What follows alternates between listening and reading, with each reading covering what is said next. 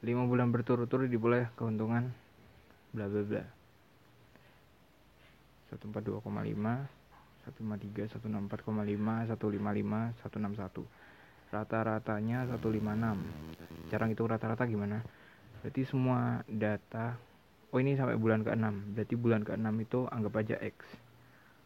Bulan 6 itu kita tulis saja X. Kan kita belum tahu nilainya. X itu yang dicari. Nah, cara hitung rata-rata kan jumlah total dibagi banyaknya data. Berarti ini 142,5 tambah 153 tambah 164,5 tambah 155 tambah 161 tambah X. Kok kayak gini ya tulisannya?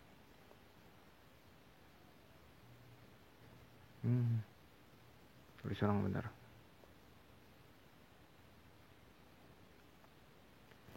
156 sama dengan totalnya 142,5 tambah 153 tambah 164,5 tambah 155 tambah 161 ditambah X. Nah ini semuanya ini dibagi, kan jumlah datanya ada 6, kan ini rata-rata 6. Nah ini caranya, kalian kali silang ini 6 nya ke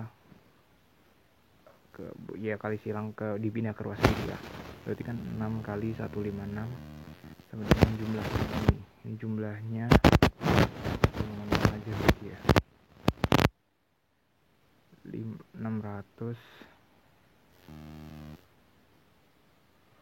Ini 600 berapa ini?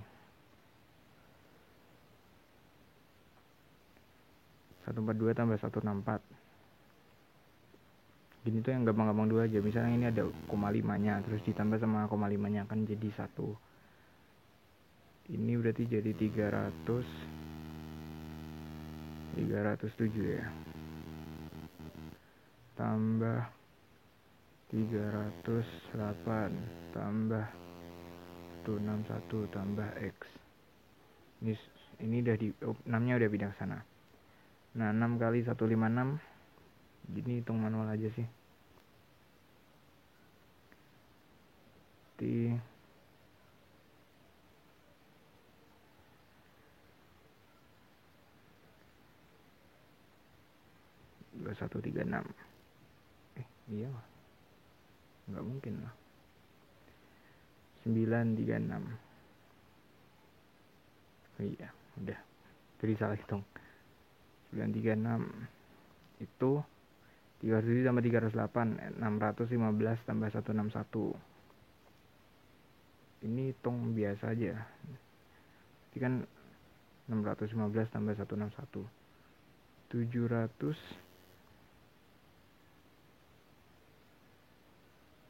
776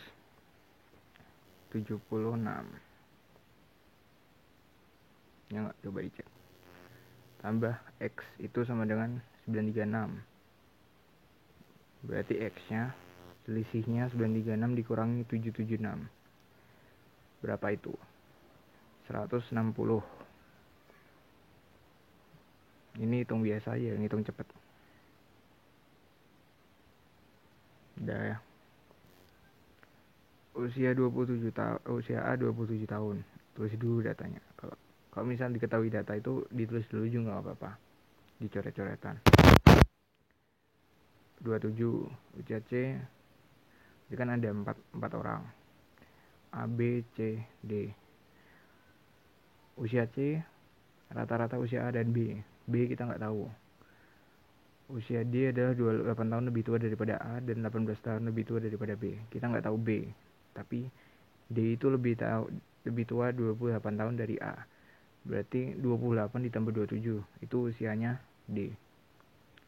55. Ya kan? Gampang. Terus kita bisa cari tahu B, ya kan? Dari usia D kita bisa tahu B. D itu 18 tahun lebih tua daripada B. Berarti B itu 55 dikurangin 18. Jadi dia itu 37.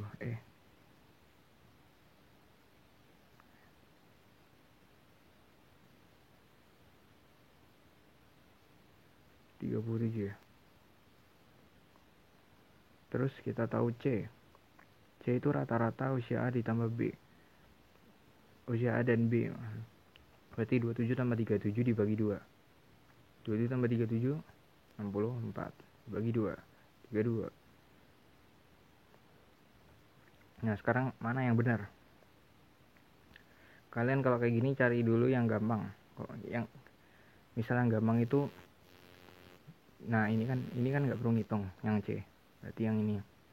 Kalau kalian ngitung urut apa ngecek semuanya itu makan waktu. Misal kalian ngitung yang dari E dulu, E itu kan panjang banget ya, selisih usia A dan B sama dengan setengah usia C. Itu kan agak makan waktu. Mending kalian cari yang kayak yang gampang-gampang dulu, kayak yang udah diketahui. Bukan diketahui, yang udah di pilihan itu yang nggak perlu ngitung kayak yang C gitu, atau yang ngitungnya sedikit. B sama C itu kan nggak perlu ngitung, jadi cek dulu yang nggak makan waktu, biar hemat waktu juga. Kalau kalian ngitung rata-rata ini kan, daripada kalian ngecek pilihan D kan lebih baik kalian ngecek pilihan B, C, dan A. A itu cuma ngitung selisih. Nah, tapi kita langsung tahu yang benar, nggak perlu ngitung-ngitung. Nah, sekolah A mengirimkan delegasi pada pekan olahraga untuk mengikuti 5 kelas cabang atletik, 3 kelas cabang tenis meja. Jadi harus 5 ikut atletik ATL. Terus 3 itu tenis meja. Terus ada 3 yang ikut badminton. Nah, sedangkan di siswa itu ada 3 siswa yang bisa bermain di atletik dan tenis meja plus tenis meja. Terus ada 2 siswa yang dapat bermain di cabang atletik dan badminton. Nah, manakah yang paling tepat? Siswa mengirimkan 6. Enggak, dia nggak bisa mengirimkan 6. Orang dia cuma ada 5 siswa, ya kan? Salah. Ada 11 siswa yang bermain pada semua cabang olahraga.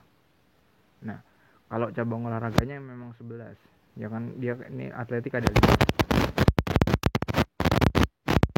Ya, ada 5 kelas cabang atletik. Terus kalau emang semua kelasnya itu ada 11 kelas. Tapi apakah yang ikut siswa yang ikut itu 11 di 11 kelasnya? Kan enggak. Di sini kan yang bisa ikut atletik kan cuma 5, 3 ditambah 2. Kalau ini tuh ikut terangkap.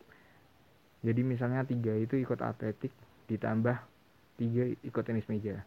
2 itu ikut atletik ditambah badminton. Mereka mengikuti rangkap. Ya kan? Berarti kan ini ada 5 yang ikut atletik, 5 mengisi 5 kelas cabang atletik, sama 3 kelas cabang tenis meja, sama 2 kelas cabang badminton. Ini kan cuma 10 kelas. 5, 3, 2. Sekolah tersebut cuma bisa ngisi 10 kelas. Berarti yang B salah. Semua siswa yang dikirimkan merangkap 2 cabang olahraga. Nah, ini benar. 5 siswa itu harus merangkap ke 2 cabang.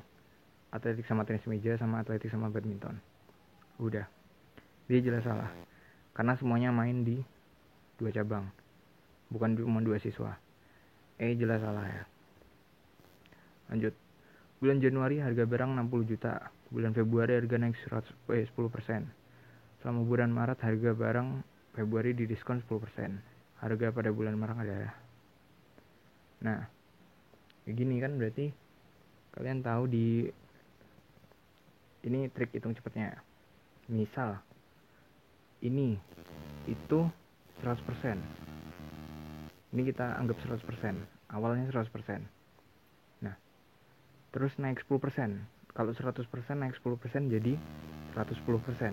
Itu di bulan Februari. Terus didiskon lagi 10%. Berarti cara ngediskon itu kan berarti 110% awalnya, atau yang pengen didiskon dikurangin diskonnya, ya kan, diskonnya 10%. 10% dari 110% itu kan 11%. Berarti 110 dikurangi 11, 99%. Ini di bulan Maret, ya kan. Berarti hasil harga di bulan Maret itu 90%, 99% dari 100%. Jadi 99 dari harga awalnya, 99% ya. 99% atau 99/100 dikali 60 juta.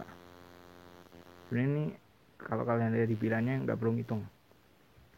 99% itu kan kurang dari 100. 99/100 itu kan nggak sampai angka 1, ya kan. Ini kan nilainya kan 0,9 gitu ya, 0,99. Berarti sedangkan di pilihan yang lain kalian lihat itu, ini kan dari B sampai E itu kan nilainya lebih dari 1 atau lebih. Ini kan nilainya 100/100, ya kan. Yang ini nilainya lebih dari 100%. Sedangkan kita dapatnya itu di harga di bulan Maret itu 99% dari harga awal. Berarti nggak usah ngitung, jelas yang A. Kalau kalian mau ngitung manual sebenarnya nggak apa-apa.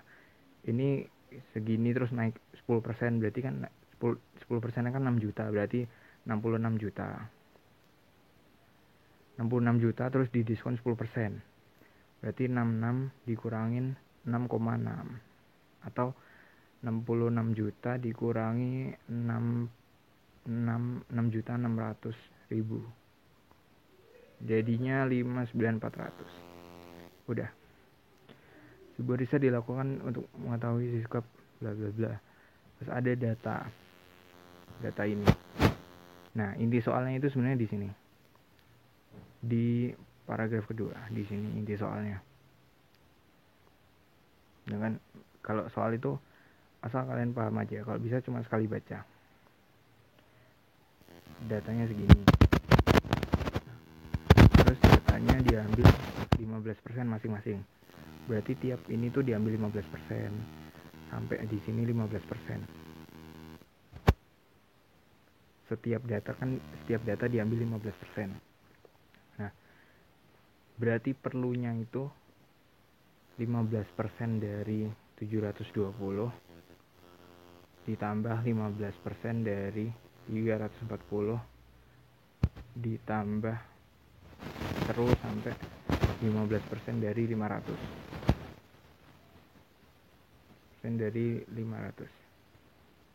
kan. Nah, ini totalnya berapa? Nah, kalian nggak perlu ngitung satu-satu, ngitung yang cepat itu kalian pakai sifat matematika. Ini kan 15% yang bisa kita keluarin semua.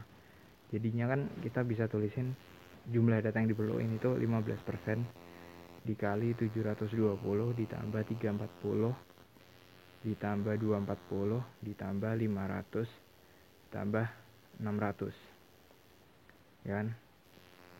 Begini sama aja ngitung.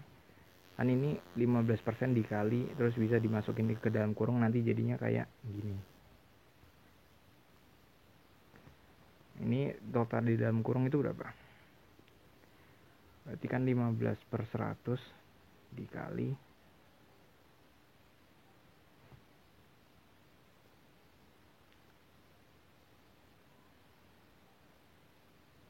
15/100 dikali total di dalam kurungnya itu, ini kan jadi 1060.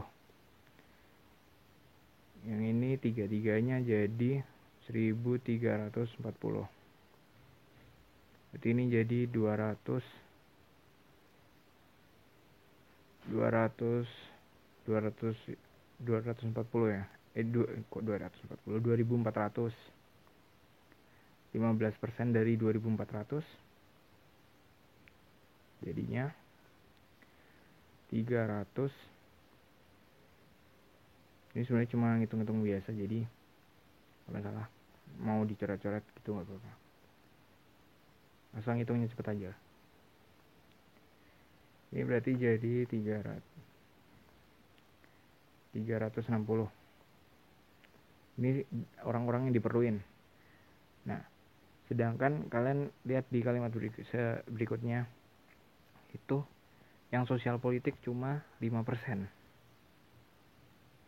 Realitanya, ini idealnya, kalian perlu 300 orang, 360 orang. Sedangkan sosial politik itu yang responden cuma 5%. Berarti berapa yang kurang? Ya kan? 5% dari 500 itu berapa? 5/100 dikali 500. 25 orang. Sedangkan kita butuh 360 orang. Berarti kurangnya berapa? Ya kan? 360 dikurangi 25. Dapat 335 orang. Ini kurangnya. Yang B.